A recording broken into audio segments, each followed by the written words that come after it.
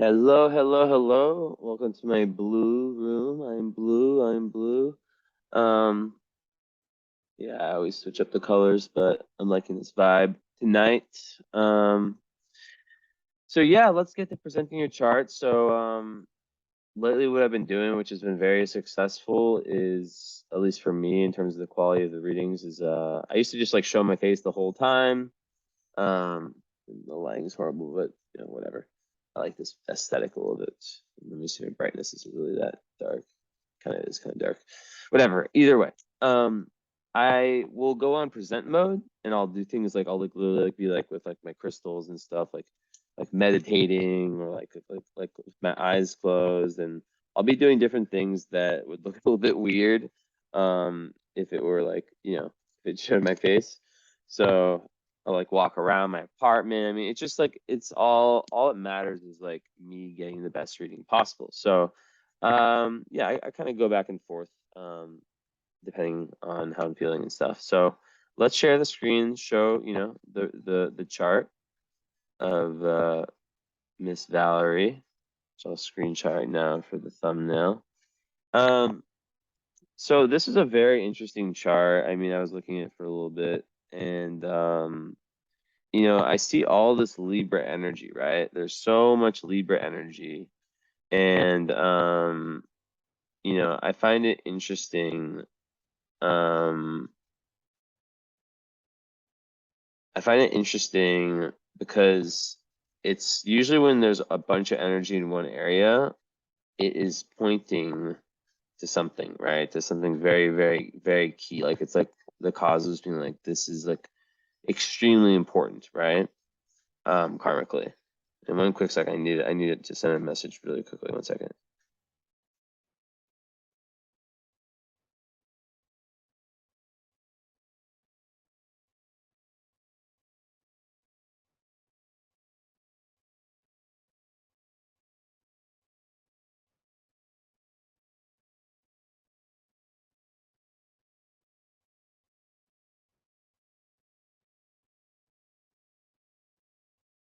One second. It's something I'm trying to plan something. I have my driver's like I should just tell you, yeah. Okay, basically, it's like impossible to get your driver's license in Romania, like especially if you're not Romanian. Like if you're Romanian, you can just like take these like online, like questionnaires that have all the questions built in, and eventually you just memorize them all. For me, it's in English. The translations are horrible. You have to get to 22 out of 26 also, like multiple choice.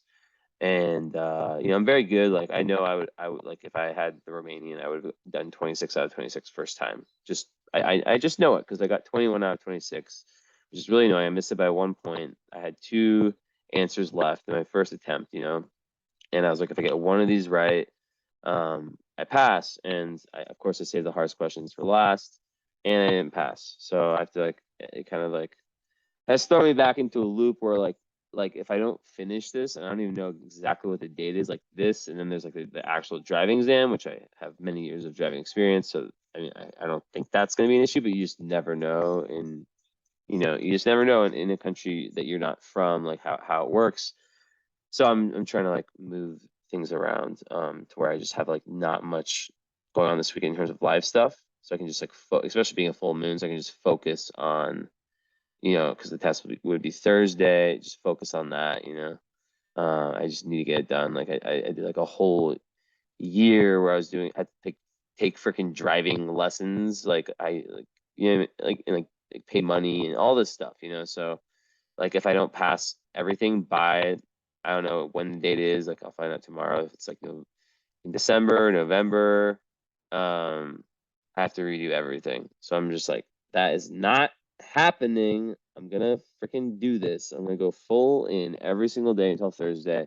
And I'm passing on Thursday, and then I'm gonna pass my driving. Unless like, and it's very random the questions you get. Like you have to talk about like mechanics. No worry, this isn't part of your reading. You have to talk about like mechanics. Like there's such crazy like the like like stuff around like the penal code, like like if you get caught doing this, like what happens, like you get points removed, or do you get your license revoked, or you get points removed, or like like a violation, or like you get like, is it like a judicial thing? It's like so many weird like, and then of course on top of all that, you have lots of answers, which is why I didn't pass the first time. That are like, the answer isn't A, it's A and C. So I'm gonna have to go through the entire, like, just go through everything and just, yeah, it's rough. But anyways, enough about that. Just sending this.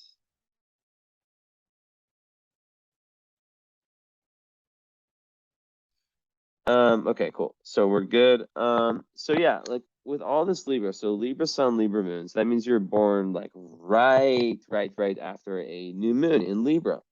Now guess what? You're a special one. You have Spica, which is one of the best stars in all of astrology, smack on your sun. You also have Saturn smack on your sun. And then Venus, really very close to your sun. And of course, your moon, and Pluto is right on your moon. So this is like a very concentrated area. And I want to like really quickly like take a look at how this shows up in Placidus. Like, does it shift? No. So it's third house all the way. So, whether you do Placidus or whole sign like I do, we're dealing with some stuff. So let me go back to whole sign. We're dealing with, third house Libra. So, okay, third house Libra, like just zoomed out, what is that combination, right? Like, of course, Libra is all about balance and beauty and tranquility, and they can be, I don't want to use the word pushovers, right? But they can be. I mean, they're the diplomats of the zodiac, and they tend to really like to have everything in a certain balance, right? They don't I just like Nika. They don't like confrontation, and they're very like so it can be difficult being a Libra in this world, because like their worst nightmare is for most Libras, right, is like they want everything to be balanced. What can happen is there can, on a low by Libra, there can be like a level of people pleasing that happens, right? Where it's like they want everything in the environment around them to be so chill and so good and all that, that they can like give up their own power. Does that make sense to you? Like give up their own power, give up their own, like what they deserve, kind of like they can just allow other people to step over them, just so that like everything is balanced in the environment, in their life, in this, that, and the third, right? So it's important for Libras to kind of understand, that in astrology, you can learn a lot from your opposite sign, right?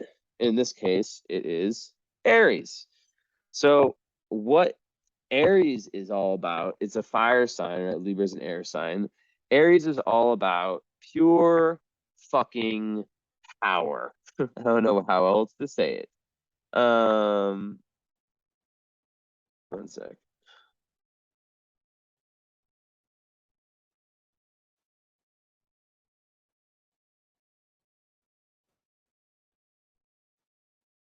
One sec. So hard to move these things around. Like,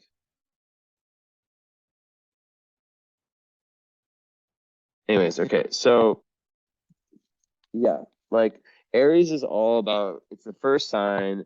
It's very raw, very dynamic, very like, it just doesn't give a shit. It just does what it does. It's pioneering, and it kind of just like, unlike Libra, which will really, really think about, other people and their needs and stuff like that, right? They will be very much like, I'm doing me, like whatever, right? So and they're very, very self-starting, and yeah, like what else can you say? Like that's kind of the energy there, right? So um learning from your opposite sign is very important, right?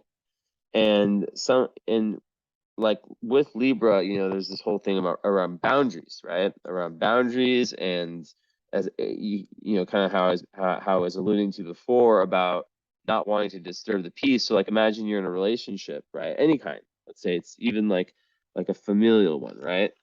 Anything romantic, and it is very romantic based, right? As we know, Libra is a sign of the seventh house, a sign of romantic relationships, partnerships, all that.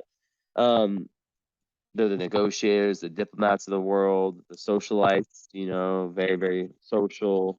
And we'll get more into that. But imagine that you're in a relationship and, you know, there's some level of toxicity, but like so okay, not you, just in general, like the Libra person, sense of Libra, they might like allow themselves to stay in that, and kind of like in doing so, kind of push down their own spiritual vibration, push themselves down a little bit, you know, like from like a, you know, self-esteem level in a sense, right? Because they're not valuing themselves enough just to keep order and balance in the relationship. So this can be very problematic. And this is what I tell all my Libras, that, you know, part of your mission not only is to like bring beauty. Of course, it's like this amazing sign when it comes to like the arts. And don't get me started on Sun conjunct Spica, right? I mean, it's like, right, we have fixed stars in astrology, right? Now there's four that are the most important.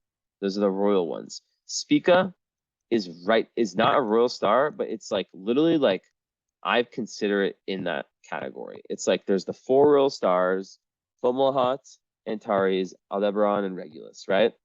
And then Spica is just like, it's such a bright light. It's literally like, so you see here, your sun, maybe you can't really see it. It's at 23.31. Spica was at 23.35. So you have an exact conjunction with Spica. Now Spica is also conjunct Saturn, but that orb is, you know, it's 1 degree and pretty much like 1.5 degrees, right?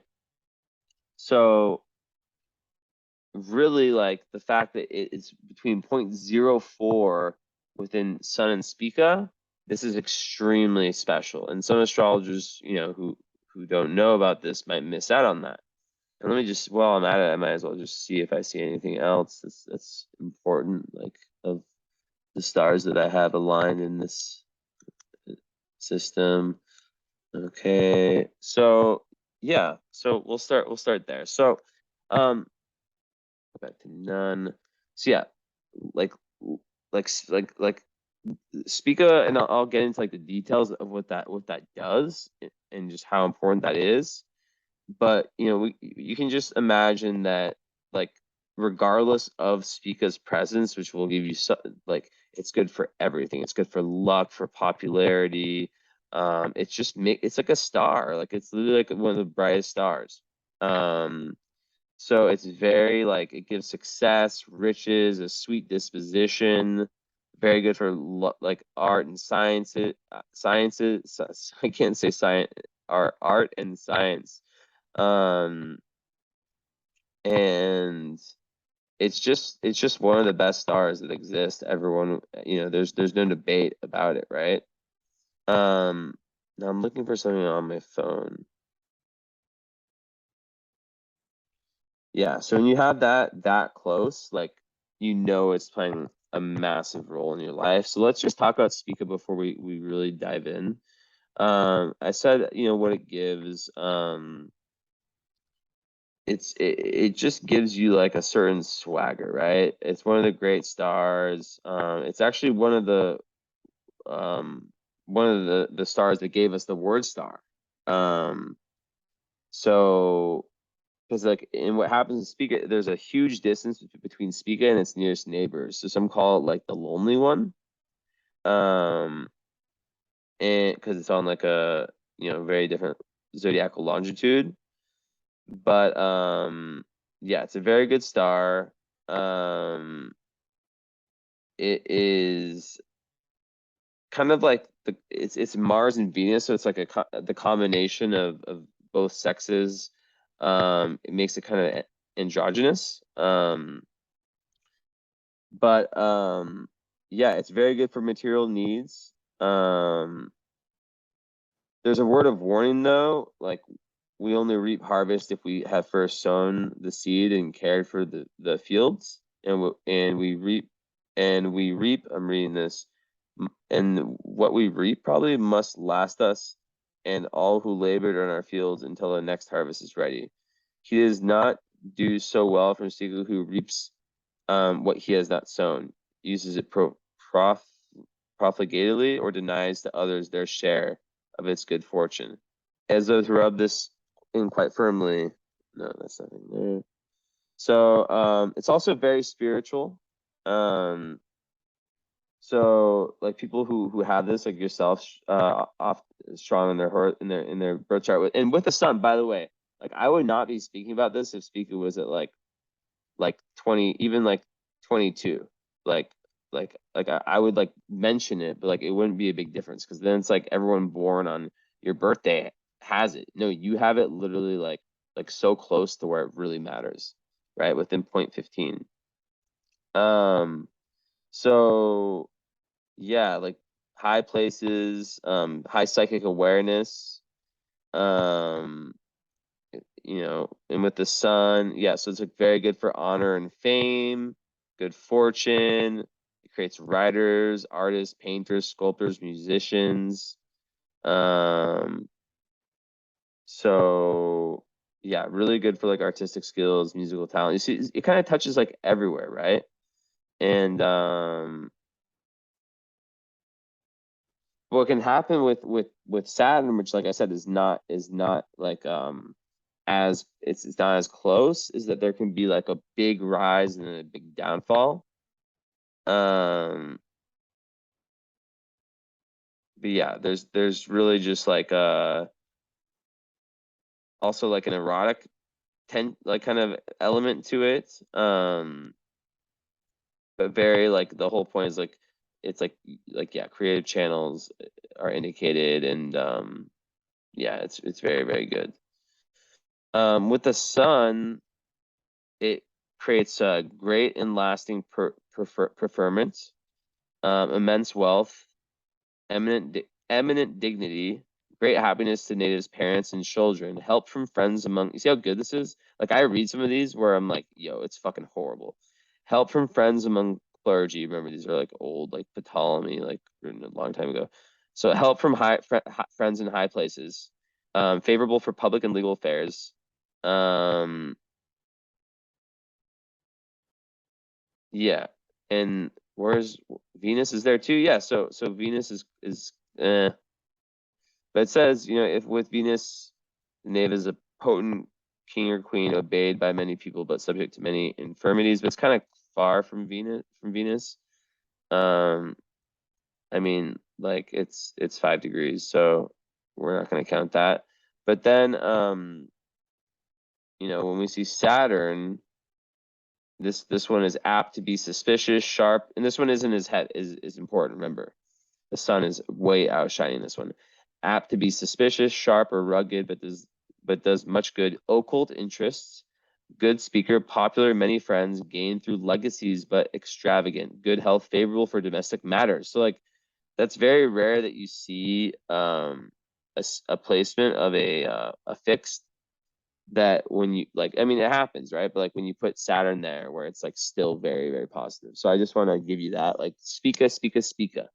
You are Miss Spika. Now, back to what I was saying before with Libra, right? In the third house. You know, having your sun, your moon in the same, you know, like being a new moon means that this life is about new karmic beginnings for you. Where's the North Node and Pluto? Pluto's, yeah, so Pluto's there too. The North Node is in Cancer in the 12th house, which is very interesting. How I'm gonna combine that with all this. You have Jupiter also on the IC in Scorpio. Wow. So really occult, very esoteric, very, very deep. But so there's this I'm sensing a split, which I see in like probably most of the charts I do, between the air side, like between two different sides. And I'll kind of like see them because you have the sun in Leo, and you have more. So yeah, you have this fire with the Sag Sun conjunct, or Sag Mars, excuse me, conjunct, which is on my moon, which is probably why you're attracted to me as an astrologer, and your Neptune's on my moon. So you have this fire side and the air side, and then when it comes to water, like there's not much, and there's barely any water. And then with earth, let's see, any earth? No. So you're missing earth, like in terms of personal planets, like the big six, and water. You've got the fire. So you've got very masculine chart because fire and air are masculine. So definitely, like when you lack earth, there's a need to like work on grounding yourself. There's a need to work on finding consistency in your life. Like you can be someone, especially like you're Leo rising like me, who has no issue with self-starting, no issue with with anything in that respect. But when it comes to really taking things to the next level, which can, everything at the next level needs a level of balance and routine, that can be difficult. With that said, though, and I always find this very interesting when I see this, is that there's no Earth planets, but the South Node, which rules your past life tendency, is in Capricorn in the 6th house, which is the house of Virgo. So you might actually like not have Earth, but you might have a natural ability. And maybe it's saying that in past lives, probably, I would say it's saying in past lives, you've conquered like that earth energy. And this more, earth can be more materialistic. It can be more about kind of traditional, this, that, and the third, right? So, when you have that South Node in the 6th house, it's like, yeah, there can definitely be a tendency towards being consistent. But I definitely want to, and hopefully, by the way, like I'll go back on my face a little bit. So like I'll get some lights on too. Okay. It's just this light is so annoying. I have to like find the plug because like the what do you even call it? The button stopped working, so I have to like plug it in and plug it out. But basically, yeah. So most people, I know you just got the reading. What most people do is that they get the reading and then they get a follow-up. And what nearly everyone is doing these days is that they're getting the follow-up mixed with the current astrology reading. And I just like finished one like a hour or so ago. Actually, 2 hours ago. Took a little break. But basically, like, yeah, so what that does is like I go over everything in this reading. In that reading, in that the follow-up, and you can get just the follow-up or just the current astrology or none, whatever, not it's each their own, right? I don't care. I mean, obviously I'd love to learn more and to talk to people and to really like do that whole process. But like the follow-up, the goal is to compare your lived experience with everything I'm saying. So people will take notes, they'll really like internalize everything I'm saying, and then we'll speak about your life, right? And I have my two masters in psychology, so I can add that. I add that to the equation. Now, the current astrology, what I do is that I started doing this like a month ago, and it's been so brilliant that I just like tell everyone, just do this, just trust me. Is this is the book of your life. You get this done once, it's no more. You're good, right? I mean, you can get other astrologers' takes, but this never changes, right?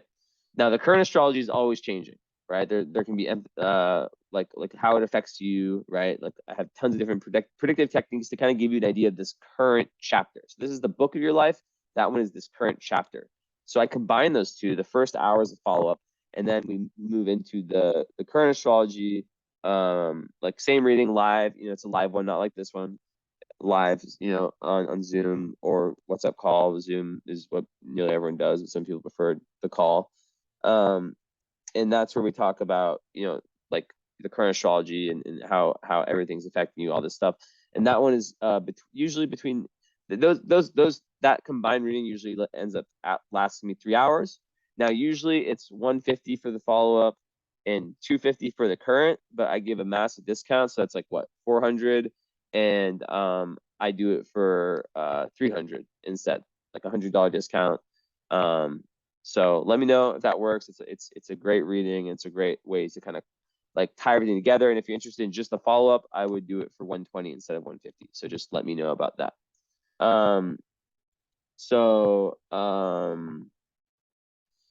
Yeah, my girlfriend's just outside drinking with her friend. Crazy girls. So back to what I was saying. I'll share the screen again. Actually, I'll leave my face up for a little bit. So with Libra, right? It's very so it's very important to understand that there's a lot of energy in one area. Now we have the third house, right? The third house is the house of Gemini, about communications. So you'll be someone naturally who's very social. And I don't see that, like, I see no difficult aspects in your chart, which is so fucking rare. Like, you have no idea. Like, it's so rare. And basically, like, I think, you know, what's really happening in this lifetime for you is that you're trying to become more in touch with your feminine, with a North Node in this 12th house in Cancer. But also in Placidus, that would probably, what it would be like, it'd probably be around, yeah, it'd probably be in the 11th house North Node, which would be more about like getting in touch with your feminine also, but in more of like a like collective way, like humanitarian, like meeting like-minded people, which like there's something I might be able to talk to you about, but I can only, I don't give away my secret, but like it's something that I would yeah, I have to talk to people like live for that.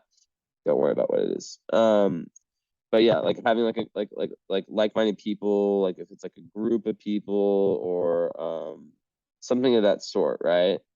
And but like in my system, 12th house is like about like going within yourself, like deep spirituality, occultism, dealing with like, you know, your past lives and dealing with kind of like being in touch with the collective unconscious, stuff of that nature. So bringing it back, so Sun Libra, you know, like I said, you know about your sun sign. Now, what about like the fact that Saturn's on it? Well, this is difficult because you're born in, well, you're born in 82. Okay, I saw 92 for a second. So your Saturn return was definitely a time where you really probably started to move through a lot of difficult karma, karma that kind of held you back from really expressing that spika magnanimous star energy, right? And in fact, it's also, you know, conjunct your moon and your Venus. So like you have a very like Saturn, like your first 30 years, this probably was the biggest breath of fresh air once you entered like that period of time after Saturn return, you know, like when, you know, it's at 29 and a half, but maybe like, you know, like 30, when it moved out of its sign, right? Which for you, Saturn is 24 degrees. So yeah, probably like, you know, around like 30, like after a year, like around 30 and a half, 31, really like really feeling that, right? Really feeling that change and that weight lift off your shoulder. Now, what's very important here though is that,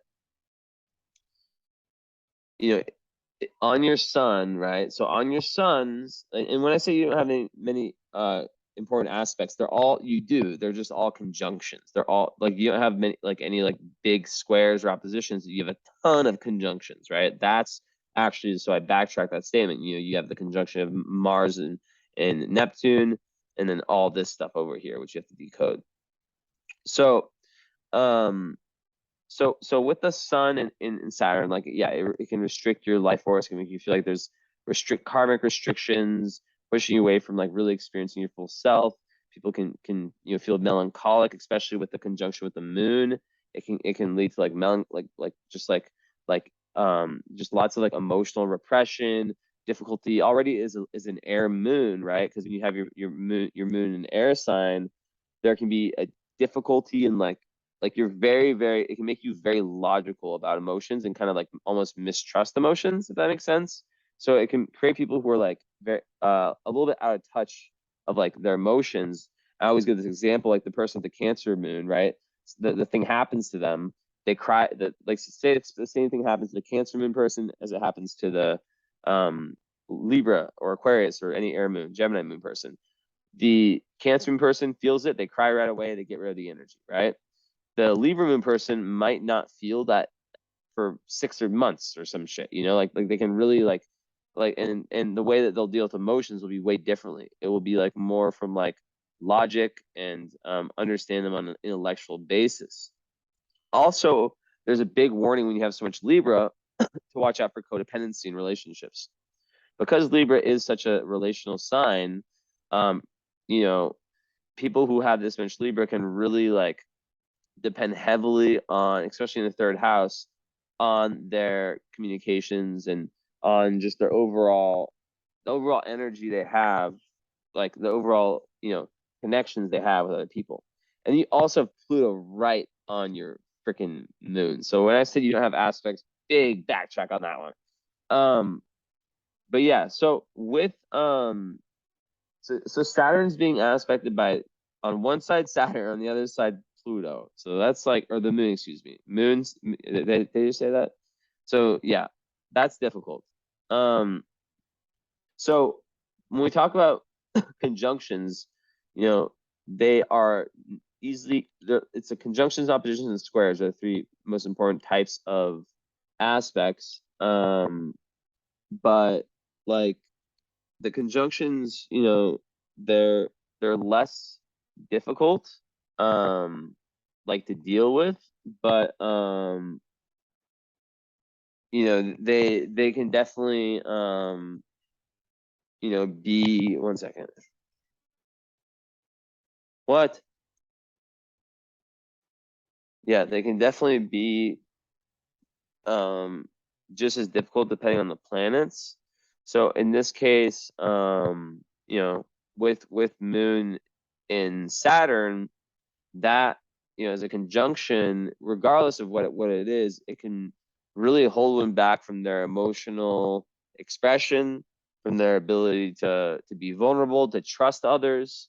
And it can create a level of emotional shyness and difficulty with opening up, which would have really like been difficult, like when you're such a third house Libra person. Like you are the ultimate person who, and don't take this the wrong way, but it's just like an example, like during like the lockdowns, like you crave like, you know, social interaction, you know, like you need it. It's part of who you, it's such a huge part of your life, right? Like you're like a scientist in the sense of like going around and collecting data and you know, probably just super tapped in when it comes to like social ability. But I feel like you probably really like came into, I mean, you probably always had it, but you probably really came into your own fully like after the Saturn return. But yeah, so besides that, you know, Moon in Saturn, what else can I say about that? Yeah, so like, yeah, it can be difficult when your moon sign, you know, which speaks to like your emotional need is, you know, emotional need for like balanced relationships, emotional need for balance just within yourself and around you. But, you know, Saturn's there kind of ruining the party, being like, hey, like, you know, can you really trust that person? Or like, or even making it difficult for you to fully like let that energy, that pure Libra artistic, because Libra is ruled by Venus. Remember, your chart's ruled by the sun, which is in Libra. So you know, it's very important to, 1 second. Okay, just, yeah, just don't make too much noise. Okay, so yeah, so with you know, the conjunction here, it can be difficult for sure, but it can also be something, it can also be a strength, right? Because it can give, like when Saturn's involved, it can create an energy. Oh, 1 second. It makes noise when it's cracked. Okay. No, stop.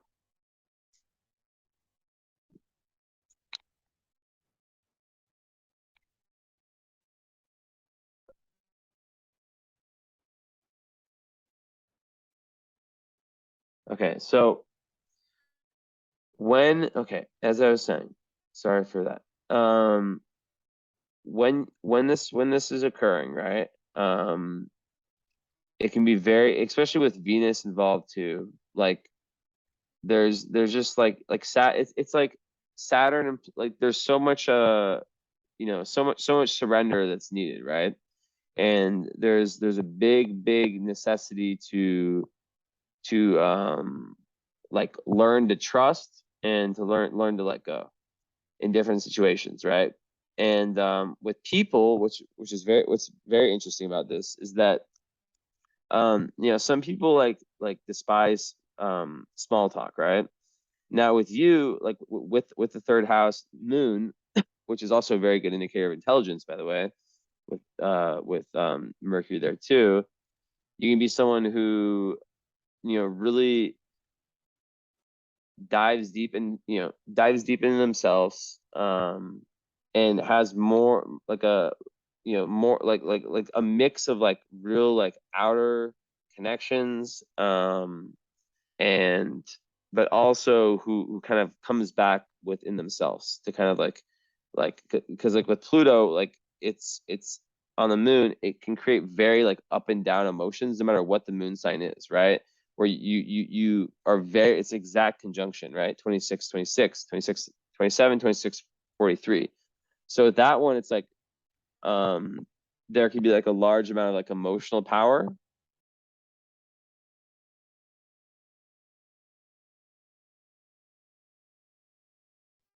Okay, I don't know why I need to turn the Bluetooth off my phone. So with the Pluto and the moon,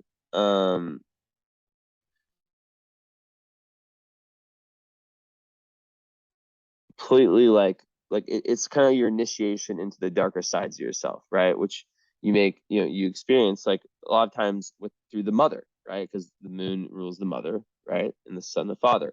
So there could have been like a lot of times when this happens, there's like it's like a mother who's like very overbearing. I'm gonna put my face back on. Yeah, there can be like a mother who's like very like into the affairs, like who's just like I just had the client I just had a similar thing. Like the mother just super just like never like really letting go, and just like very dominant also potentially. And it gives someone, yeah, just like even as a Libra moon, a very dramatic and intense emotional life, like feeling things very deeply and really hard to control like how you react, right? They're gonna be like very like it can make someone very impulsive, um and lots of like mood swings. So like one minute you can be like in like a very light Libra, all is good, floaty mood, but then the next something comes up and it like pushes you like straight into your like darkest place and you're like what the fuck. um but it also gives like a very powerful intuition, right? So being in touch with like dreams, like it's all like the whole point of this is that like, and this is why you're my client, and that you're into astrology and you're into the occult is this conjunction, right? Or like is this energy. The fact if there was no Saturn and Pluto here, especially Pluto, you might just be like a socialite, star, but you might lack the depth because depth comes from um mostly from struggle, right? And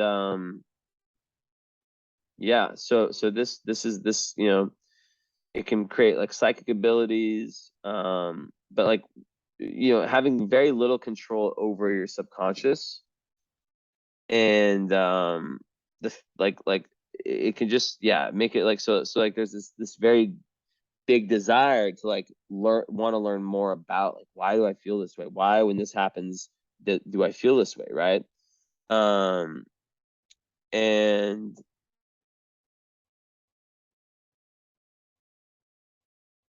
yeah, so like it can be like a big balance between dark and light, um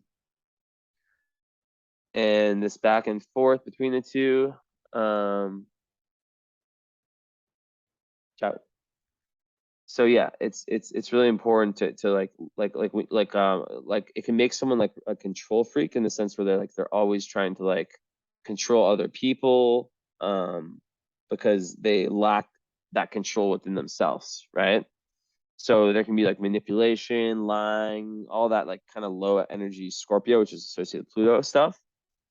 And a lot of times, like I said, like it comes from, like the early home environment. So like it's very important, like, and if we have a follow-up, we can talk about this, like if your mother was like very manipulative or overbearing, then you would have like learned those kind of behaviors, kind of brainwashed in a sense. And you have to like learn to like unbrainwash yourself in order to have like healthy relationships. And it's ironic, it's just synchronicity that I literally just made a video about this, or a reel about this, like I just did. And yeah, so that is interesting. About like, yeah, Venus, and how like really like at its core people think about Venus in a very external way, but really Venus like is about what you value in your, like how you love yourself, and without that it's impossible to really have that externalized relationships. So yeah, there's great powers for transformation with this. You can really be good at like psychological self-analysis. And it's very good for like things like meditation, astrology, dream work, like all this occult esoteric stuff. Makes you like super capable of really transforming yourself in that respect, right? But yeah, it's a tight conjunction, it's a tight one. Now then, Moon and Saturn. Now that one's 2 degrees, but that's still a tight conjunction, right? So Moon and Saturn just together overall is it can Saturn, like I said, like this gets a lot, is by now it's a lot easier, but it can create lots of like emotional hardship, like sadness, guilt. So once again, it's very reliant on whether the mother was like very cold or mean. Which, typically what's interesting about this is that when you have your sun and your moon together, that typically is a good indication for the parents having like a similar, it's like maybe they had a good relationship, I don't know, with each other, but it's yeah, or at least similar worldviews. So it's all about like building emotional security, and there's a big need to feel valued, and learning to kind of like see yourself objectively. So yeah, like what can happen with these people is that they can be overly strict on themselves, and like be like very like very hard on themselves, right? And like I said before, there can be like that shyness, lack of self-respect. So it's all about like, getting out of your comfort zone, positive reinforcement, like being able to like I said earlier, like be vulnerable and show people your deep emotions. That's huge. And yeah, like as a parent, if you're a parent, like you can express the best of this, like of all this like maturity, because it creates like an emotional mature human. This can be really, really good to benefit children, and being like the teacher, like the moon conjunct Saturn, moon the mother, Saturn responsible, can create. Did you clean? One sec.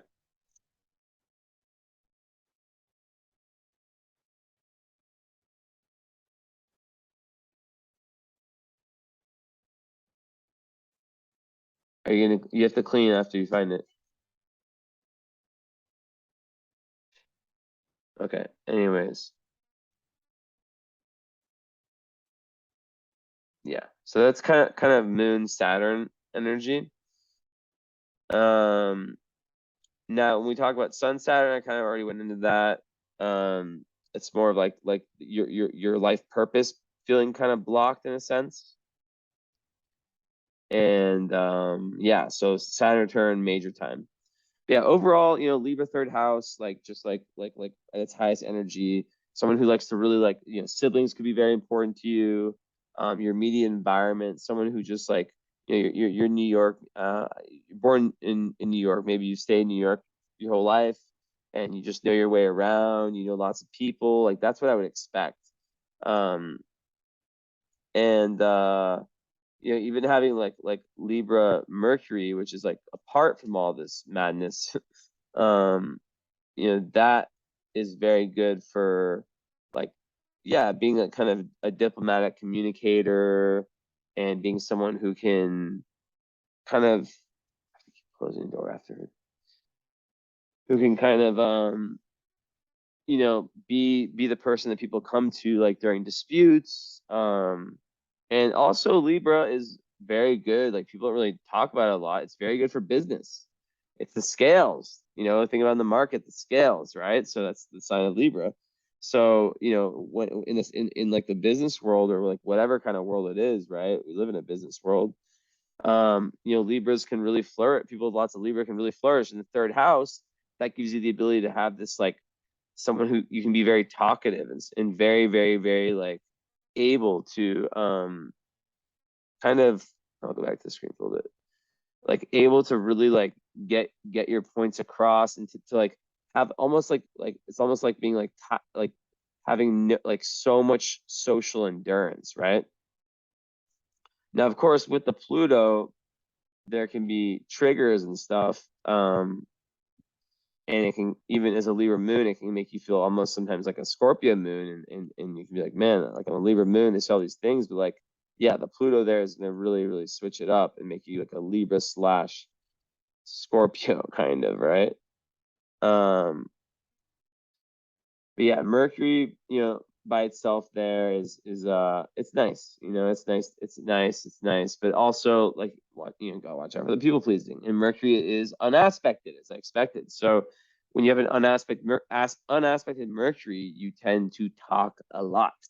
Um, and um, but there is a level, you know, being an air signs are very good when it comes to like self-awareness, like understanding like other, like kind of how other people see them. So, you know, you might be aware of that and able to really like not overdo it. Like a lot of unaspected Mercury people can just talk, and sometimes take up too much space in that respect. But with, you know, it being in Libra, the sign of balance, of equality, you know, it just might make someone like a very, very prominent communicator.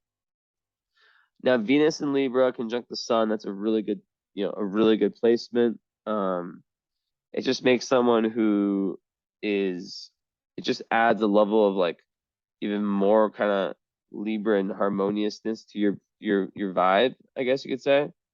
And you know, it's very good for popularity, being well seen in society, of course with Spika there even more so, and very adaptable to others.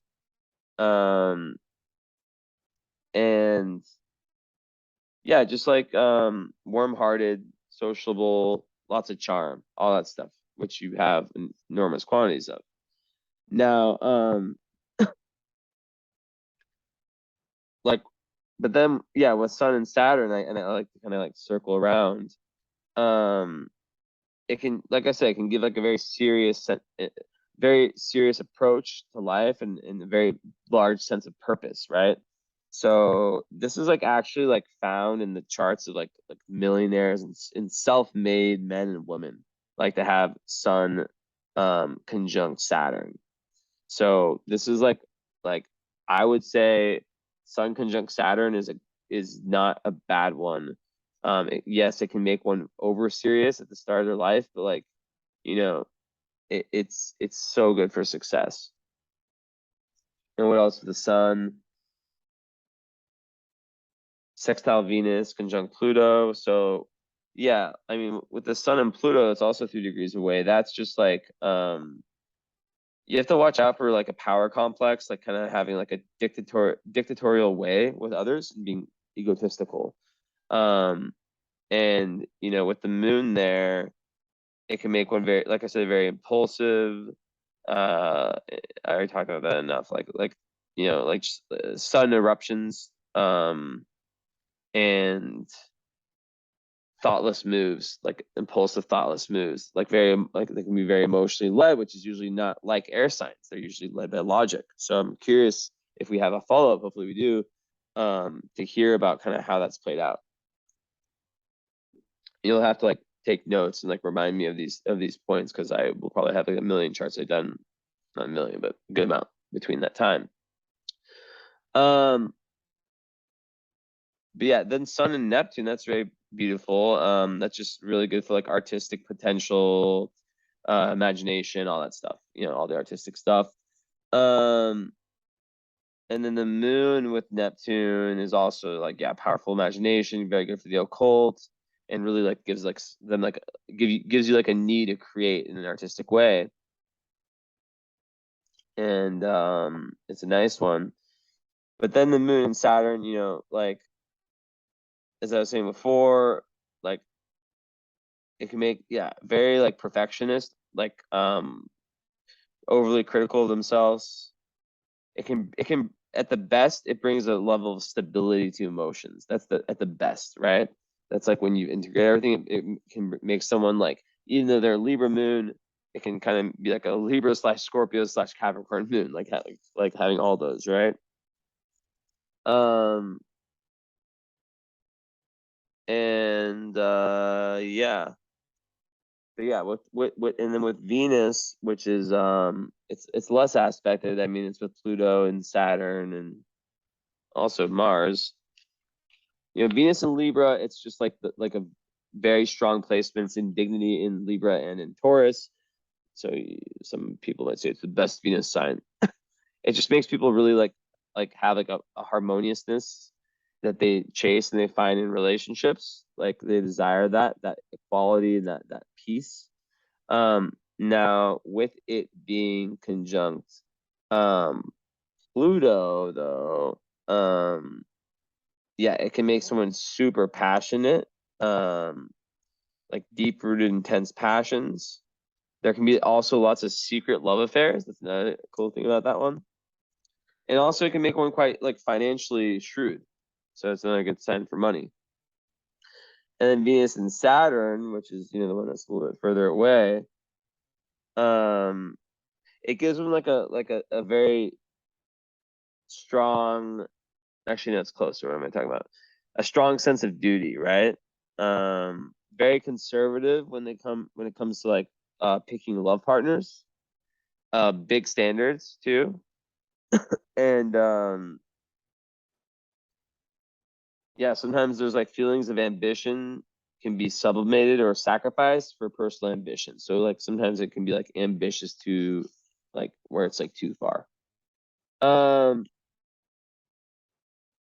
yeah, then you have it with like a nice sextile of Mars. So that's just like another one that's very like romantic, passionate, enthusiastic, very good for like affection, where like feelings of warmth are easily expressed, which is like very Libra to be able to express feelings of warmth easily. And just be like fun loving, you know? So yeah. And yeah, Venus Libra, you gotta watch out for the people pleasing and all that. Now, well actually, so Mercury is the only one that has a square with a south node. And what that means is that you either underused or overused, and my guess is overused. It's unaspected. So it's unaspected square the south node, the nodes. So that's a tricky one. And the north node's in Cancer. So something related to like your thought process, your communication, your way of interacting with others. There is some skip step in that, right? And the fact that your north node's in Cancer, it's really pushing you to get more in touch with your truest, deepest emotions. And through that to kind of gain a deeper understanding of how you want to come off to others in terms of like your communication, right? Like, for example, like it could be someone who in past lives, like just was a little bit reckless with how they spoke. They didn't really like go with the, the needed like deep introspection. And in this lifetime, they're being pushed to kind of like go through that Plutonian conjunct your moon. It's almost like it's almost like having like a Scorpio moon, honestly, like death, rebirth, transformation. The thing about power is huge in your chart too. Um, like your relationship to power and powerlessness is very, very important, because like it can be very domineering to have these in your chart. So it's important to like understand that the real power is within you, and it's more about spiritual power than it is about physical power and romantic power, like trying to control people in relationships with your, whatever you do for work or whatever, in whatever area of life, right?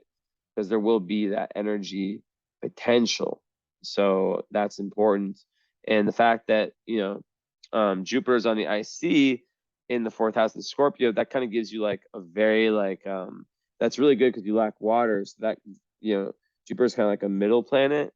So have it in Scorpio on your IC on an angle, it is really beautiful for having this like inner well of optimism. And during like hard times, you can like just like rely like on this kind of this inner well of optimism, I always call it, from somewhere deep rooted inside yourself, which is linked to your north node, right? In Cancer, Cancer is ruled by this part of the chart, fourth house, to kind of see the brighter side and see and find perspective.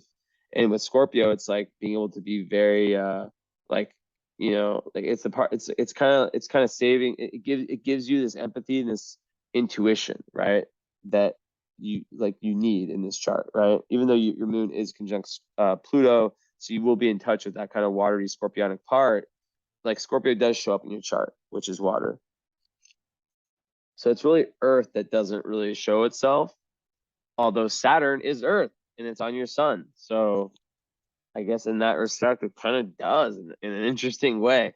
There's just no personal planets that have Earth signs, but having Saturn on your sun will make you innately responsible and all those things I mentioned. And like I said, strong sense of duty. So yeah, the Scorpio, or the also Jupiter fourth house, people typically they like to have large homes, and they enjoy in Scorpio, like really like learning about the esoteric, the occult, and diving deep into the mysteries of life. And it's very, it can make someone kind of like almost like psychic in a sense. So yeah, like it's definitely like a interesting one.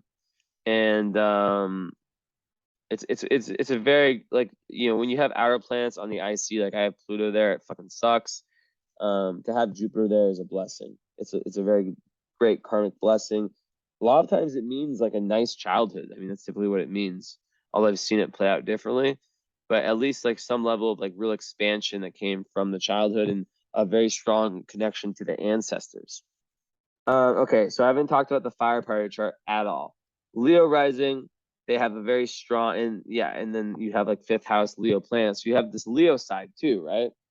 So Leo side is all about self-expression. So you have a very creative person, but the Leo side is about self-expression. And like in this sense, Leo rising is like myself. Like we all have like this feeling, like this like real like our lives like have like a special creative purpose. Like we're really meant to like we can we're not afraid to show ourselves. We're not afraid to show ourselves, and to kind of like be our authentic selves. You just have to watch out for like seeking too much external validation with this placement, as that can be like the shadow of Leo, and finding that validation within. It's all about like the authentic self-expression, right?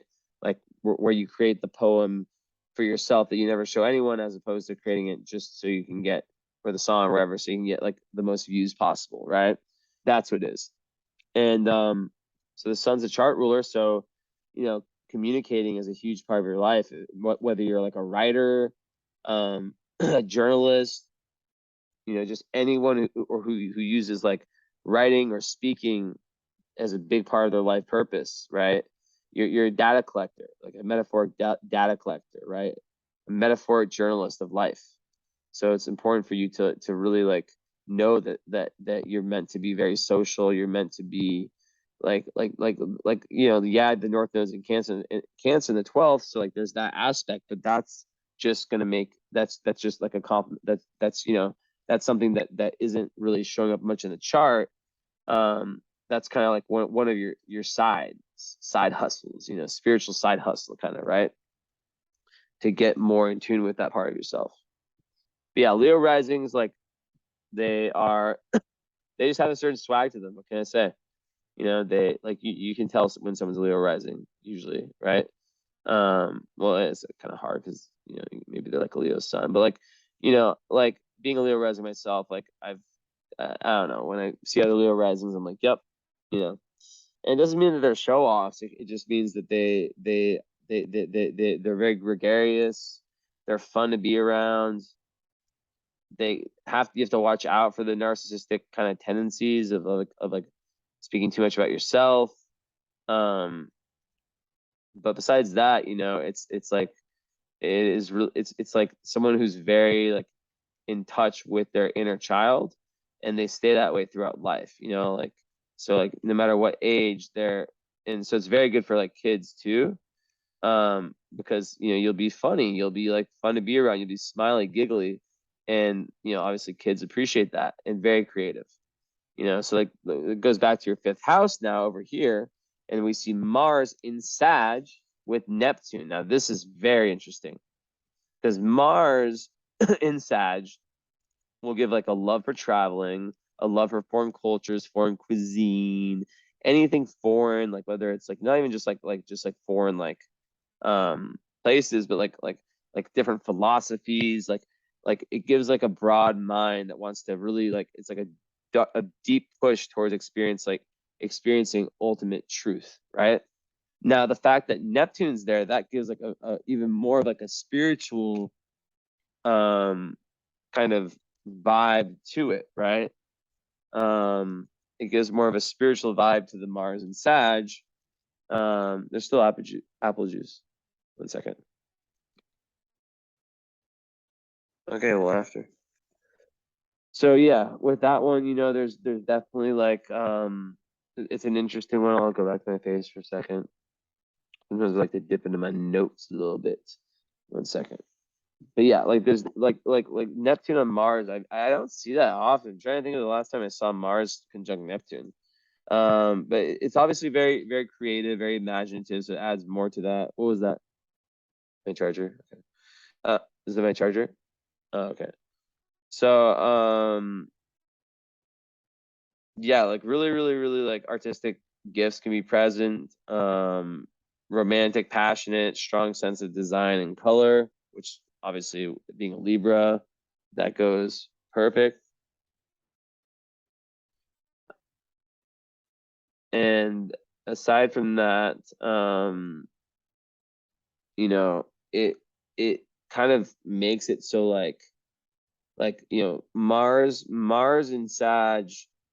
I mean, your Venus is in Libra, Mars and Sag. Like, yeah, like you'll have this drive to really experience like different worldviews, people from you know different cultures and all that stuff, right?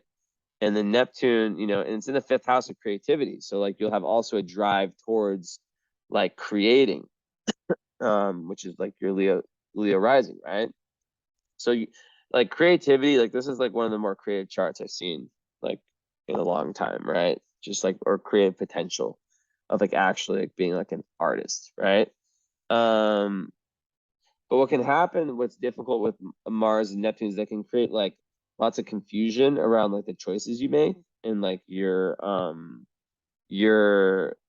like your will, and like you can sometimes like a Neptune Mars like on a low vibe can just do shit. There can be like escapist tendencies, um and there can be like this favorite image of yourself that you project to others. So like you know it can create like someone who's like a illusionist of sorts, right?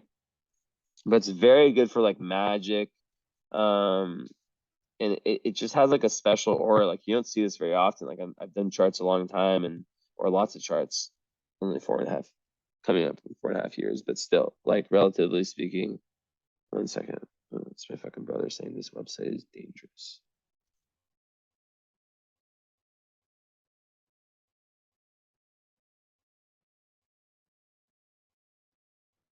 I don't care about his freaking buying shirts like I give a shit.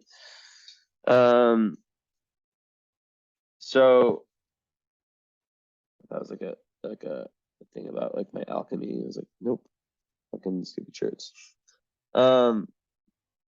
Yeah, so there's like a definitely like a special aura with this kind of energy. And yeah, like you're a creator for sure. Strong spiritual energy, and sometimes it can scare people, like can attract or scare, right? And it gives like a strong, because Mars is like where your life force it gets like oriented, and Neptune is like very spiritual, so it can give you like a strong faith that gives you like this real life purpose, right? You can really visualize, like it's a very visionary energy, like where you can see with like the big perspective of like your dreams and then actually put them to fucking work. That's what I was looking for. That's so good for success, right? And you really feel like you have like a special purpose in life, um, while also like maybe in the material world, while also having like a very special spiritual calling, right? So you're very, very capable in lots of different ways. Ways. Um, Also you could be like someone who has like lots of like very interesting experiences in the spirit world that you can't really explain, or explain to other people. Um, so what else can I say about this? Yeah, visionary, dreamer. You have to watch out for like getting involved in controversies and scandals. So like stay more private in terms of like just in general. It's probably better with this one. Like not like overall, just with like maybe like your spiritual side. Um, like they're like yeah, I don't know. Like it's the whole thing. It makes you think of the whole thing of like keep your real dreams a secret. That whole energy, because I do believe in that. Because I remember when I started to talk about like openly, like I'm gonna do this, I'm gonna do that, I'm gonna do this, I'm gonna do that, as like a Sag moon, complete Jupiterian. Um, I realized that, like when I started talking about them, they wouldn't come true. So now I'm more like I'll still like give like, yeah, maybe one day I'd be interested in this, but really like I'm doing that shit, you know, but I'm not telling people about it.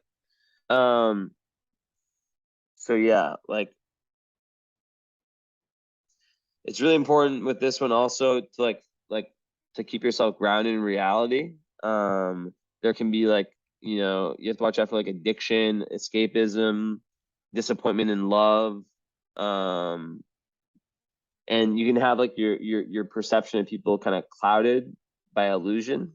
So that can be difficult. But overall, having Mars in Sag is such a nice one. And yeah, you can be like a very inspirational person, a leader.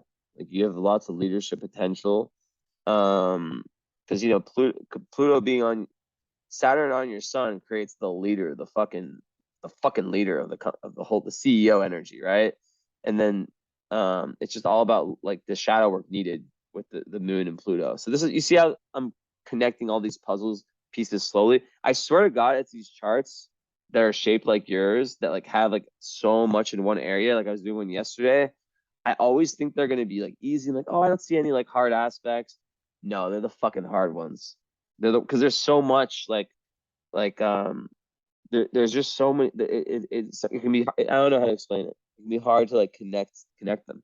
But also, what I'll say is that like fame. When I was doing my series on fame, a lot of famous people you'll see them have charts. It's usually in more public houses than yours, but they'll have like you know two like three back-to-back stelliums or something, like 3 or 4 signs, two, 3 or 4, like three signs, 2 or 3 or 4 signs, that are just super heavily emphasized, but it's usually like in like, you know, the 10th, 9th, 11th, and 12th house.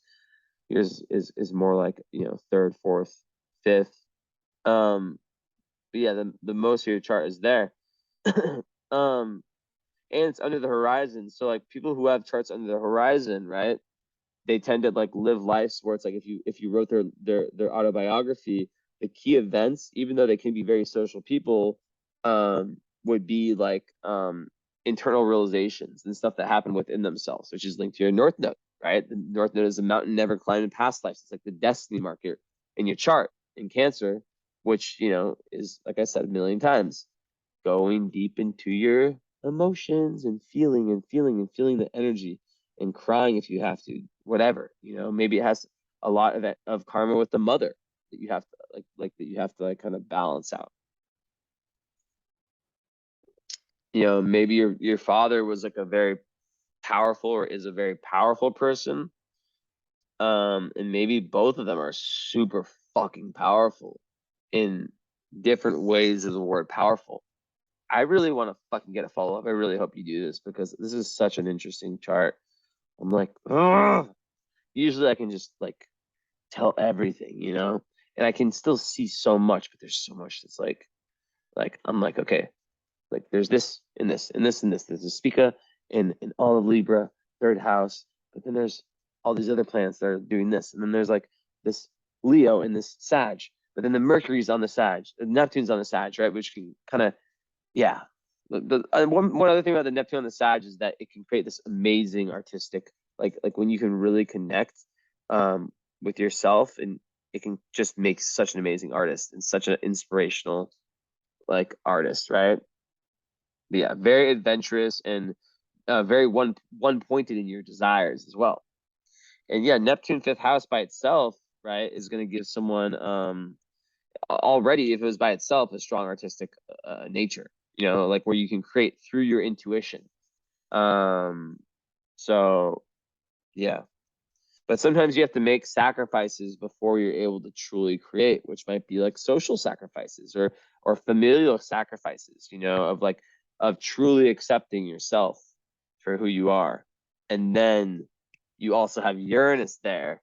Uranus is kind of similar in 5th house where it's like you can like be like have like this like these like you can like create through like download, like when you're creating, like you like get downloads that come through you, and you can have very like kind of eccentric unconventional hobbies or creative pursuits that are just like out of the ordinary, um very unconventional in like the way you take on your creative life. And then when this all relates to children, the 5th house, I would think it would make, you know, very, very, very like, you know, there could be like genius, unconventional children, you know, but with Mars there, it could create like clashes with them. Not anything like fucked up, but like there could be like, yeah.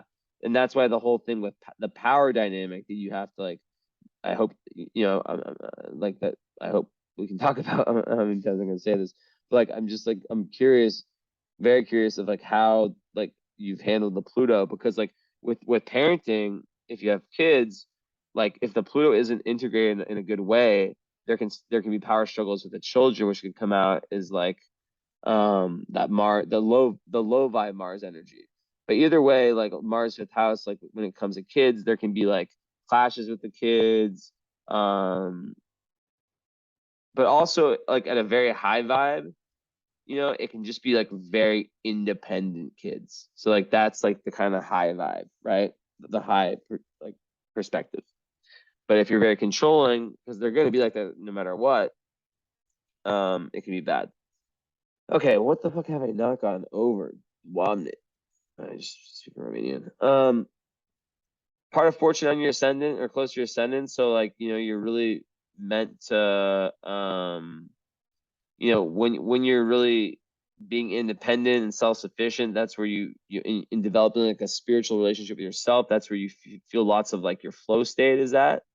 And in Leo, it's just like, you know, when you're like a shining example to other people of how to live authentically and true to yourself, you're in your flow state. And also like when you're you know, finding that real power and honor. But there's a big need to like avoid distractions for sure. For sure, for sure. So like the people you surround yourself, remember, because like I haven't really gone into this. Moon conjunct Pluto, you'll be very sensitive to like the people around you, you know? So like it can be very important to it's very important your environment and who you surround yourself with. Now okay, love. We've kind of like gone around it, you know. Obviously Libra wants harmoniousness, but you know, conjunct Pluto, there needs to be someone who is able to like also like be going in somewhat of a spiritual path. It doesn't have to be like you know, doing something I'm doing or something you're doing, but who's at least like interested, you know, who's at least down to like transform themselves through the relationship and who takes it seriously. But also there's a level of harmoniousness and fairness in the relationship. Now having a Libra Venus is very nice because and even with Saturn, especially now, that those two together give the ability to like okay, on one level it can be very good for like not overspending, for being like good with your money, like conservative with your money. That's just the money part. In love, it can be someone who can be like very, yeah, almost like it's not easy for someone to pass your standards, but when they do, the things last. Like there's the glue that holds the karmic relationships together, right?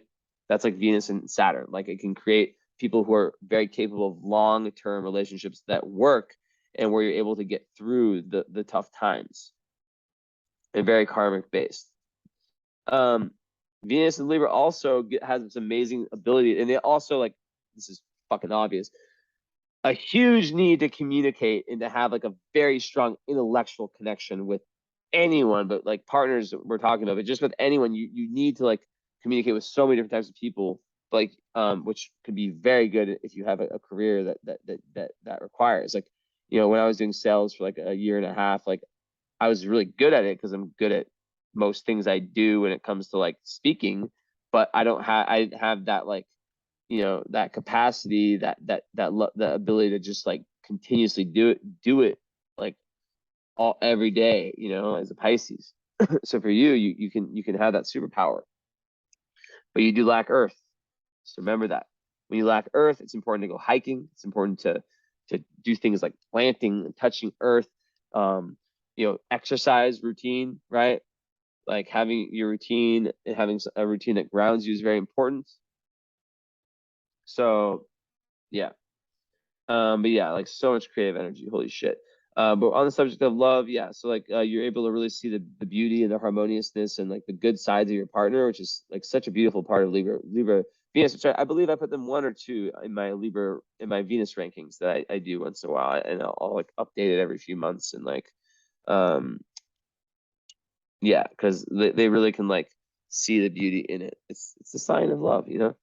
So yeah, there may have been some setbacks, there may have been some shame in your life, some difficult situations, but the key with this is to know that it all led you here. You're here now, and you know, you're really like fortunate that you have this because it's pushed you into a position where you're now able to move towards your North Node in Cancer, and you're able to move towards deepening yourself while also having those other two areas of life that I really spoke a lot about, the fire and the air.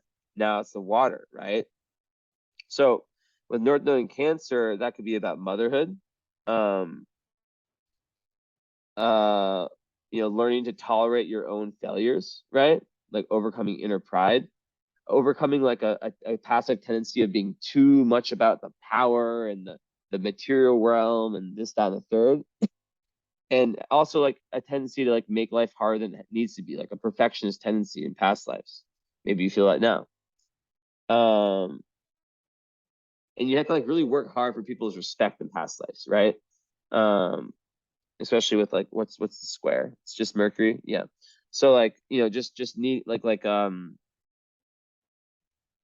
yeah, like like there's a big emphasis on learning how to communicate in a right way, which might be why you have all your planets in the third house or so many planets in the third house. It's like you're going through painful experiences because it's really gonna, it's highlighting like how you need to communicate, how you need to think, right? So that's interesting how it all connects. And yeah, also learning like humility and to express your emotions honestly and be vulnerable, and being able to like nurture others with your, you know, wisdom.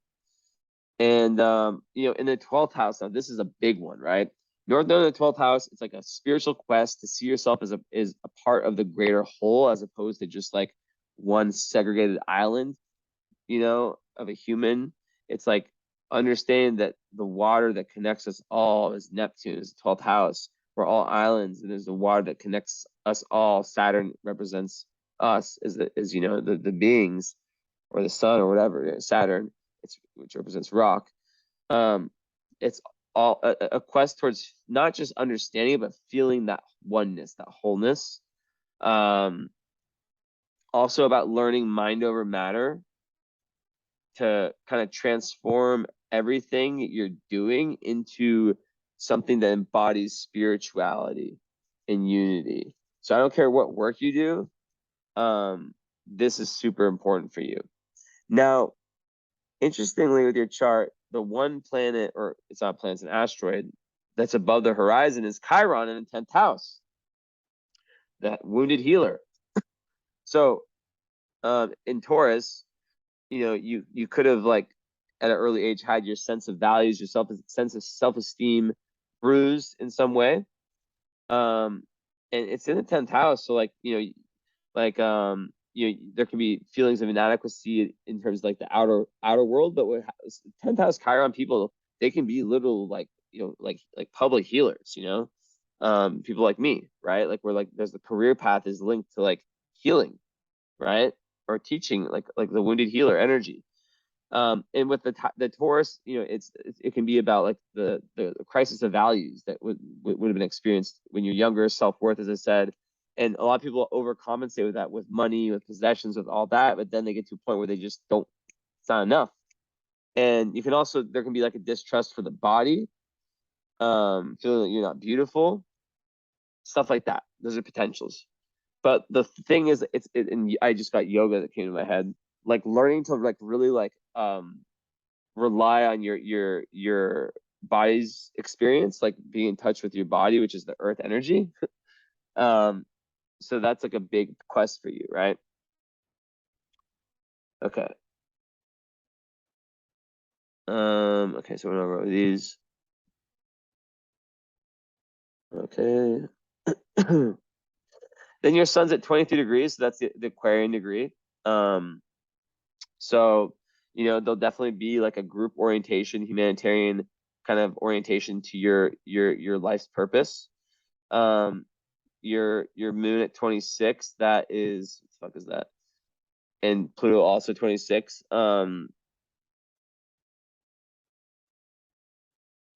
Taurus, right? 12, 22, 24. Yeah, Taurus. So that will speak to like, yeah, like possessions, beauty, but also like a level of like really trying to find balance and comfort within yourself. And Venus at 18 is Virgo. So you know, you can be quite like, and where's your Juno? Your Juno is in Capricorn. So this goes perfectly what I was about to say.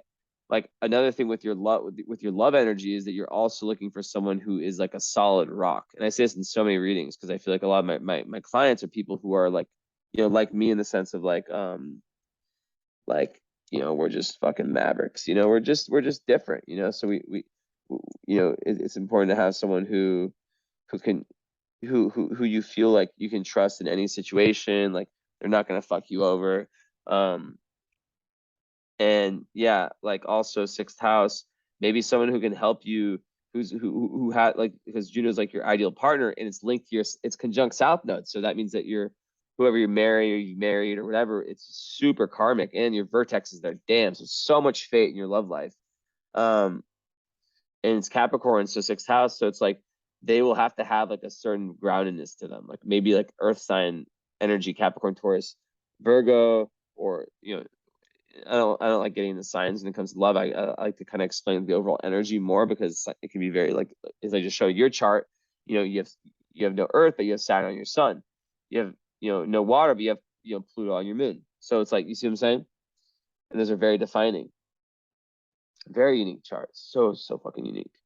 But yeah, so like the Juno in Cap, like definitely like you'll like someone who has their shit together financially, purpose like life purpose wise, and who has like a sense of order to their life. It's not just chaos. Black Moon Lilith in sixth house, in Capricorn, that is the ultimate energy of someone who has to watch out for stepping over other people to get to the top, right? Midheaven in Taurus, I have that too. You prefer a more practical route to success. Like money, you like money for sure. I mean, like you'll like it's not like super materialistic, like for sure, but it's basically like you'll prefer like a more a career that gives you a sense of reliability, right? That requires routine stability. But what happens though, like, so I'll give you a perfect example, like, because we're the same ascendant, so I have the same midheaven. Like, my shit's not like that at all. But to me, being an astrologer, being able to decide at it's 4:12 now, and I'll end the reading soon, but to be able to decide, like an hour or whatever ago, hour and 30 minutes ago, that I want to do this reading, that to me is grounding. The idea of me going to a job 9 to 5, that is the most ungrounding thing to me ever, for me personally, right? It's different for different people.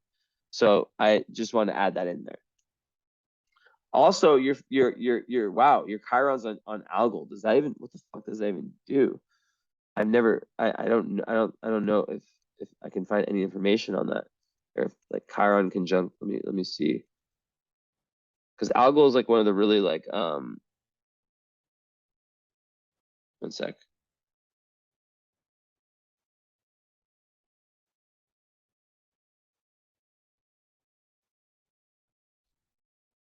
Algol is like one of the most difficult aspects, if not the most difficult aspect in astrology. Let's see if I find anything.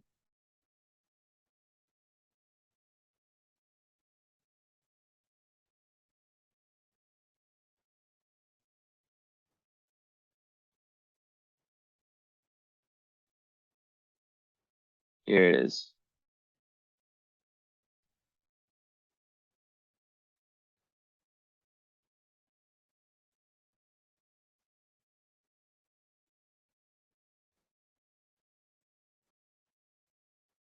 I don't think there's going to be any information on Chiron and Algol.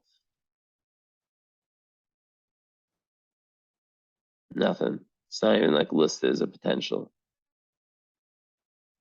But it has to do with the myth of Medusa. So it can be very difficult, but in I don't know. I don't want to give like an interpretation without knowing that it actually like is a thing that's been observed, and like but like when you combine two, like it can create like difficulties.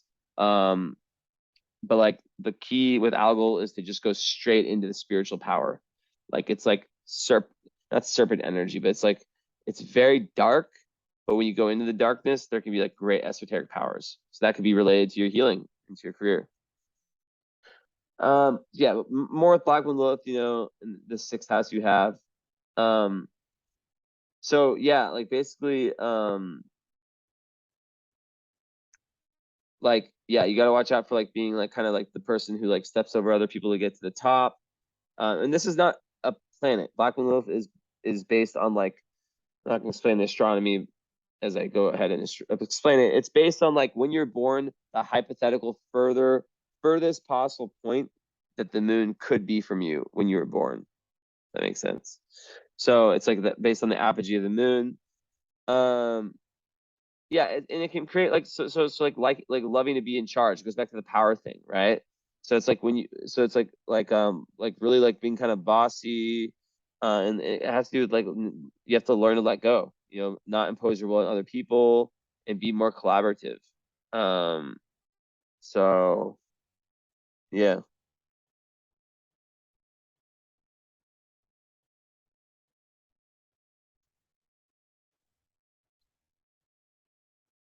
Look your sign.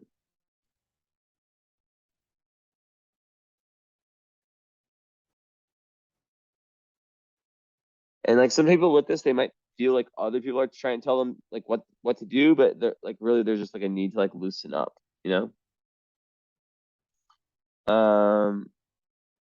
And yeah, the sense of duty can be self-defeating. So once you can let go and let other people's have a say and assist you, that's when you feel much better. And that's when you can actually like allow other people to have their flowers as well. And then you're more flexible and then you gain even more power. Um and in the sixth house, it can talk about how like, like like your work life and your routine and organizing your day can be fraught with kind of some difficulty and like it can be really difficult organizing your day, which goes back to lack of earth. And yeah, it's all about like you need to organize your daily workload. Have one of these babies, it's all about the written calendar. In my book, I don't fuck with I just love having it in writing. I don't know, that's just me. And that's also earth. Um, also like taking on too much, like you have a right to say no if you're like given too much work, and there can be a tendency for like workaholism. Um, like so watch out for like overboarding yourself with work and making sure that you're not like sacrificing your health for the well-being of like, whatever else you're doing. Um, so yeah. Um, Vertex, what can I say here? Vertex, in Cap, it kind of just says that like you'll probably like to be like more in charge in your relationships, and be quite serious in terms of your relationships. Have a serious approach to them, and not fuck around. Like there's not like really like a desire to like waste time when it comes to those. Like you want ones that are solid that work. And your doorway to higher awareness, like from a more metaphysical perspective, is through you being of service. And that's also the 12th house, where I didn't say it yet. Thank God I said it, remembered it. 12th house is about compassion and service to humanity. So if you can do that in your everyday life, that's like your metaphysical doorway to higher awareness. So one more thing about love, your descendants in Aquarius. So like I have that too. Basically, you also might be, it goes back to like being attracted to like the mind and someone who thinks differently. Like, yeah, they're solid. But you're such a creative extension, like such a, just, I don't even know. Like, it's like, I really, really want to like, I'm not gonna say it again, but like, just someone who thinks outside the box. You need that. You need that. You can't have someone who's just so conservative and this, that, and the third. So shit, okay, like I've said everything. How long have I been going? Damn, 133. Okay, let's check the stars now. I've already kind of done that, but let's check some stars. Obviously, Spika. I want to get that one out there right away. What else? What else? Ooh, look at you. Look at you. You see my smile? You, my friend, are fucking lucky as fuck. You have Psyche, which, I'm learning new things all the time. Psyche on your Venus. Guess what that means? I was going to sing the song Forever Young. But Psyche on your Venus or your moon as a female makes you look young for a long fucking time. So you just look young. I know an astrologer from Los Angeles, who's looks like she's fucking 19. Like she literally is an actress and she casts in teen roles. And guess how she's 42, she told me. I was like, it wasn't just how she looked, it's her energy, it's everything about her screams like max 25. And her moon is conjunct Psyche. So for you, your Venus, it's maybe even better. And it's like it's within like 1 point, it's like within a degree. So yeah, it's perfect. So that's awesome. Awesome. Awesome. I'm staring.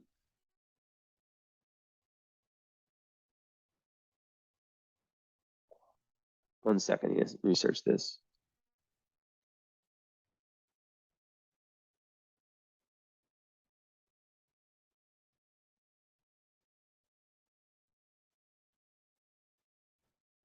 Quawar.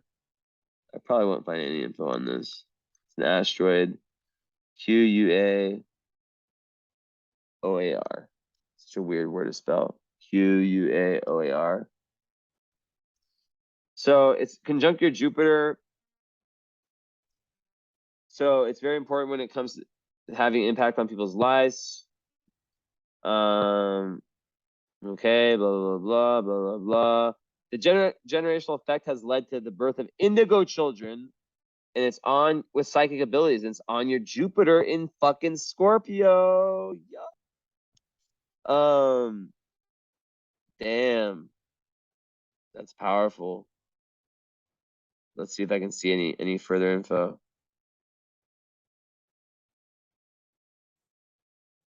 Nope. Come on, show me Jupiter. Jupiter, Jupiter, Jupiter, Jupiter, Jupiter. I mean, I can imagine what it means, but like, okay, here I go.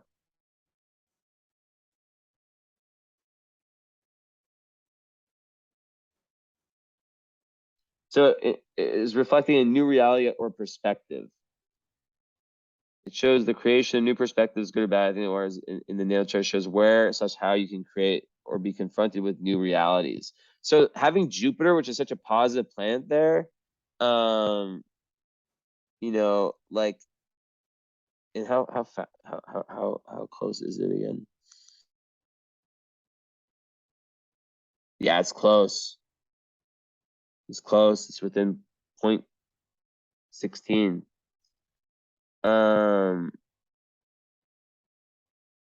Let's see if I can find anything about Jupiter. Yeah, it's about new perspectives. So like you can think about like how your mind and how your philosophies can be very like nuanced and very like transcendent, right? And like very like based on your own thinking and not like conditioning. Where the fuck is Jupiter? I don't think there's anything I can possibly find. Okay, here it is.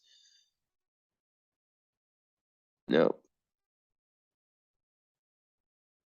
Okay, whatever. So yeah, I mean, you get the point. Maybe here.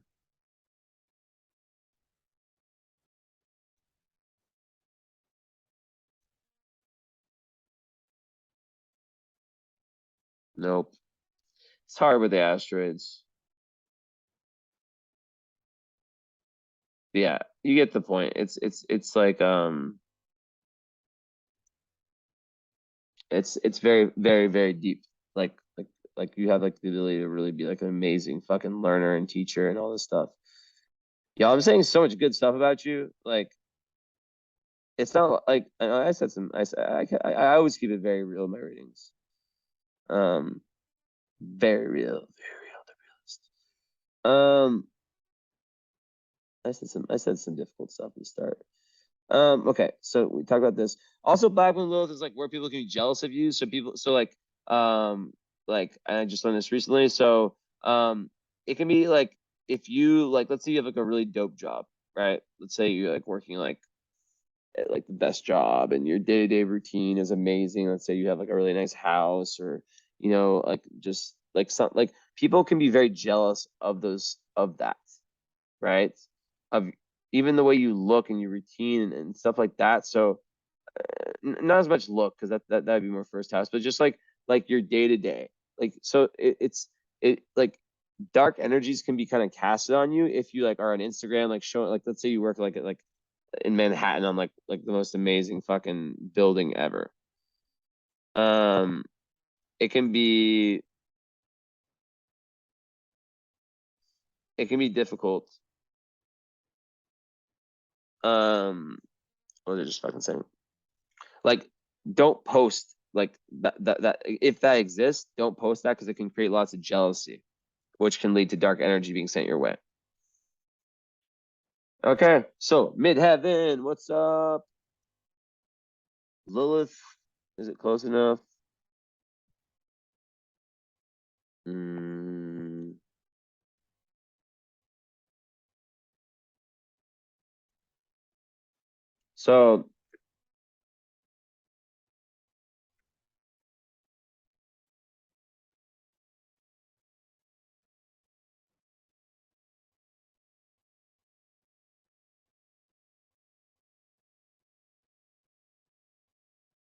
So Astro Lilith is on your midheaven. So yeah, she fights for freedom and justice. It's like it's like the woman who stands up for herself, right? So stirring things up, right? It's not the same as Black Moon Lilith. This is an asteroid. Um so yeah, it also speaks about like, you know, eternal youth. And discovered in Paris, blah blah blah. Okay, so blah blah blah blah blah. The fuck is this? People say such wild stuff on the internet, like the luckiest, the lucky stars, saddle suit. No, it's fucking like the 5 I told you about, including yours, Speak Up. Let's see if I can find anything. Why is it not talking about this shit?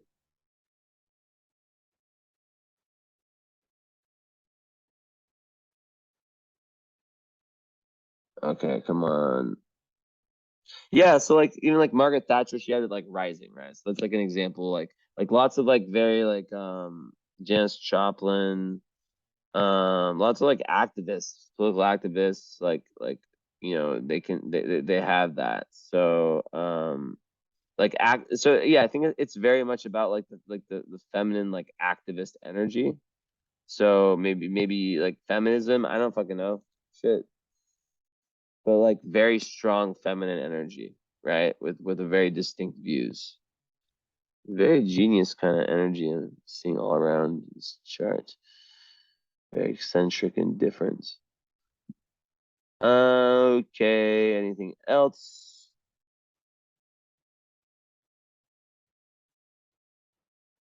This is long reading. Long reading. Ascendant.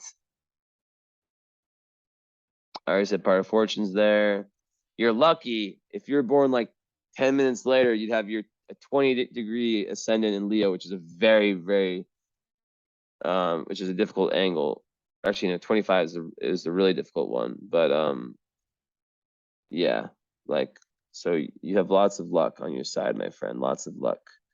Um, let's just look at this just to see. So it's 19 Leo. Okay, Merak. What the fuck is Merak? These are gonna be more minor. Ascendant conjunct Merak gives wealth, power, courage, generosity, ingenuity, rise to authority, martial. You have all these good ones. I'm used to reading like death by lion or by fucking decapitation.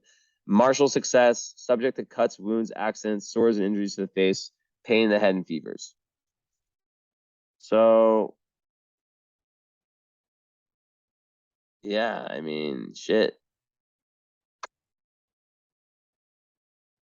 Can't really go wrong with that one.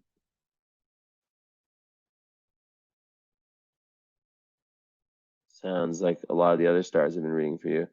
Okay, and then 5. Let's see if there's anything else that is being missed. 5, 18, 23, 26. 5, 18. Of course, Pika, Pika, Pikachu. You have fixed star Pikachu. 14.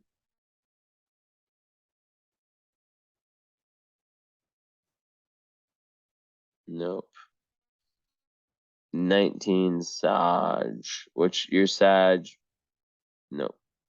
At 19, what degree is 19? It is Libra, which will give you like your Mars, like a kind of relational, like it could be very good for business partnerships also, and like in relationships in general, and really wanting romantic relationships, and maybe even being attracted to foreign people. Who knows? So yeah, I've literally said everything I could possibly say, pretty much. I don't know what your karma is with me, but let me pull up like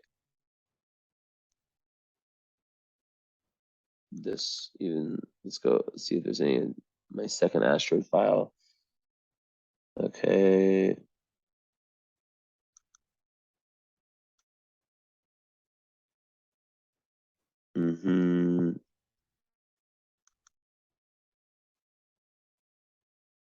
Oh shit, I forgot to say that. Yeah, I mean Arcturus and Libra are like, and Spika are like together. Um, they're very close. So I should speak about Arcturus also. I mean, like it's similar. It's another really strong one, but it's not Spika. But Arcturus is also on your sun.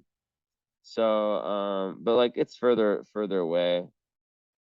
Success through slow and patient plodding, friends among clergy. Okay, let's friends in high places, favorable for gain and for dealing with the public, for the public and lawyers. Another good one. Spoiled. You're astrologically spoiled. Okay, this is 146. Jesus Christ. Ugh. Nothing here, nothing there, nothing here, nothing there. And midheaven, last check. Okay, and of course if I can find something. And I don't know what the fuck it is. What is Pandora? But I like learning about these asteroids because, you know, of course I search Pandora astrology on Google and it's like some fucking business. Pandora astrology asteroid. Oh shit, I like this website. That's kind of because it's on your midheaven, which rules your career and your dharma. So I kind of want it's important and it's very close to it. I just want to know what it's about. I can read very fast. Let me just like zoom past this whole thing.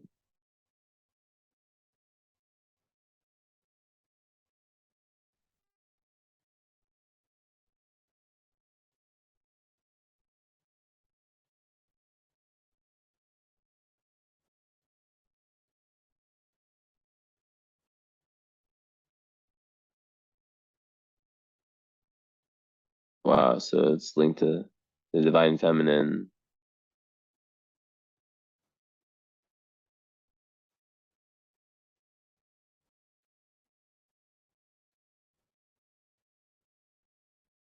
So yeah, I think it's just very like the feminine who can like really fuck with like wow, two people who have it um like prominent are Edward Snowden and Julian Assange. So that says enough. But I'm not satisfied. One second.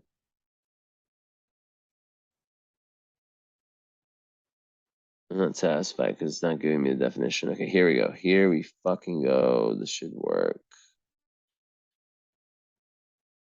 Um, okay, here is it easy. So it's based on the story of Pandora's box. How you get into trouble as consequences caused by your actions. Opening the box may seem innocent and harmless. It's opened out of curiosity. So this is like your career, your dharma, but it has severe consequences. Out of curiosity and playfulness, hell can break loose. Like curiosity killed the cat. This can help us think before we act so that we don't do the same. Realizing all evil in the world, ignorance is never an excuse, and this post will help you manage it. Okay, let's see if it has Pandora in you have in Taurus, but whatever. Um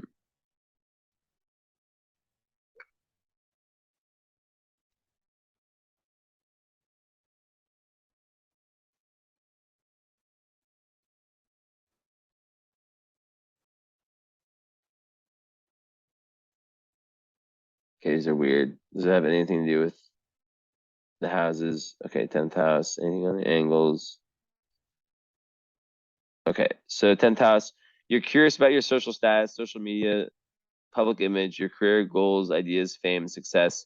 You could maybe try to achieve something within those topics, but end up crushing it instead.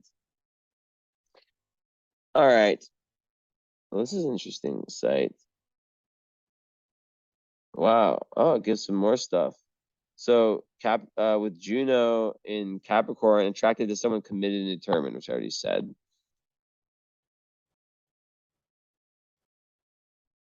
Wow, she really, I think I found a kind of interesting little.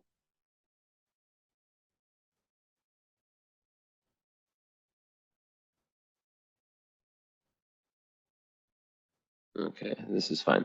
Anyways, that is it, my friends. This is a long reading. I usually don't do them this long. Holy fuck, nearly 2 hours. Let me know about the follow-up. Just do it unless you can't afford it. But I give it a massive discount. Like, trust me, do it. Let's connect.